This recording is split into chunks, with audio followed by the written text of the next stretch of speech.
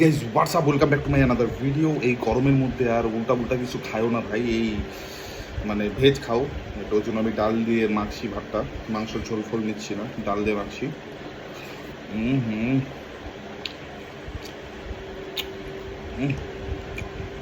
এই গরমের মধ্যে যত পারবা তত ভেজ খাওয়া, নালে পরে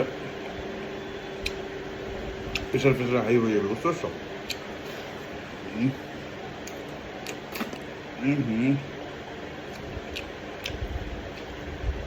একটা বাজে গেছে, ঘুম থেকে উঠলাম, কিছু কাজ আছে, সেটা মনে হয় আজকে আর হবে না, কিন্তু করতে হবে।